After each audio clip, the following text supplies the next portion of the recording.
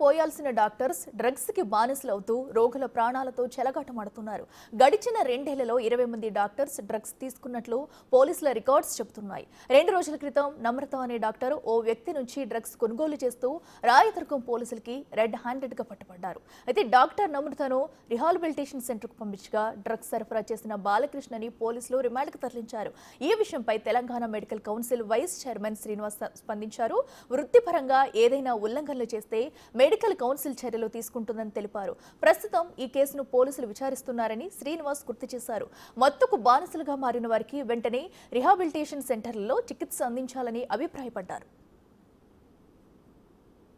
మెయిన్గా ఈ drug abuse చేసి ఎవరైతే మెడికల్ నెగ్లిజెన్స్ చేసి కోడ్ ఆఫ్ ఎథిక్స్ని వైలేట్ చేస్తూ మిస్కండక్ట్ చేసినటువంటి వైద్యులపైన పూర్తిస్థాయిలో డెఫినెట్గా వాళ్ళపైన యాక్షన్ ఉంటుంది. కాకపోతే ఏంటంటే ఆమె ఆల్రెడీ నార్కోటిక్స్ డిపార్ట్మెంట్స్ వాళ్ళు ఆమె పైన ఆల్రెడీ అరెస్ట్ చేశారు. తర్వాత రిహాబిలిటేషన్ కూడా పంపించడం జరిగిందని చెప్పి మనకు వార్తల ద్వారా తెలుస్తుంది. కాబట్టి ఫస్ట్ అమ్మాయికి ఏంటంటే మెయిన్గా ట్రీట్మెంట్ చేయాల్సిన అవసరం ఉంది. యాజ్ ఏ పేషెంట్గా రిహాబిలిటేషన్ తర్వాత డ్రగ్ డిఅడిక్షన్ సెంటర్కి పంపించేసి ఈ డ్రగ్ అబ్యూస్ నుంచి బయటపడేయాల్సినటువంటి అవసరం బాధ్యత మన డాక్టర్స్ పైన డెఫినెట్గా ఉంటుంది.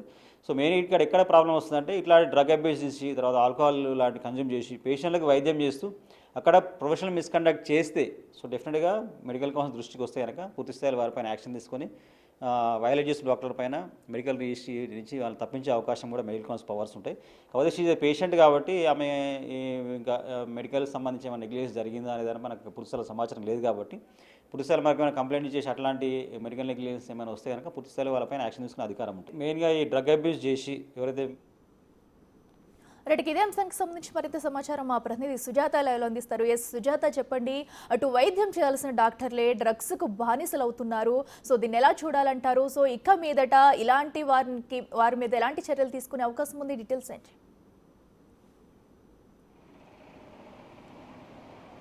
అఖిల, ఒమేగా హాస్పిటల్లో డాక్టర్గా విధులు నిర్వహిస్తున్నటువంటి నమ్రత 2 రోజుల క్రితం డ్రగ్స్ కొనుగోలు చేస్తూ రాయదుర్గం పోలీసులకి పట్టుపడింది. అయితే తను గతం నుంచి ఇప్పటి వరకు 75 లక్షల రూపాయల విలువైనటువంటి డ్రగ్స్ని కొనుగోలు చేసినట్లు డాక్టర్ నమ్రత చెప్పినట్లుగా కూడా తెలుస్తుంది. పోలీసుల విచారణలో ప్రస్తుతానికి రిహాబిలిటేషన్ సెంటర్లో తనకి కౌన్సిలింగ్ ఇస్తున్నారు. అంటే డ్రగ్స్ కొనుగోలు చేయడం ఎంత నేరమో డ్రగ్స్ వాడడం కూడా డ్రగ్స్ అమ్మడం కూడా అంతే నేరం. అయితే తను కేవలం డ్రగ్స్ని బానిసాయి గత కొన్ని సంవత్సరాల నుంచి డ్రగ్స్ వాడుతున్నట్లుగా కూడా తనే పోలీసుల విచారణలో ఒప్పుకున్నట్లు తెలుస్తుంది. ఇప్పటికే కేసుని నమోదు చేశారు పోలీసులు. అటు నార్కోటిక్ పోలీసులు కూడా ఈ కేసుకి సంబంధించి తనకి ఎక్కడి నుంచి డ్రగ్స్ వస్తున్నాయి, బాలకృష్ణ అనే వ్యక్తి ఎలా పరిచయం అయ్యాడు, వీటన్ని విషయాల మీద కూడా పోలీసులు నార్కోటిక్ అధికారులు ఇటు ఈ కేసుని ఇన్వెస్టిగేషన్ చేస్తున్నారు. అయితే నిన్న తెలంగాణ మెడికల్ కౌన్సిల్ తో మాట్లాడినప్పుడు కూడా వైస్ చైర్మన్తో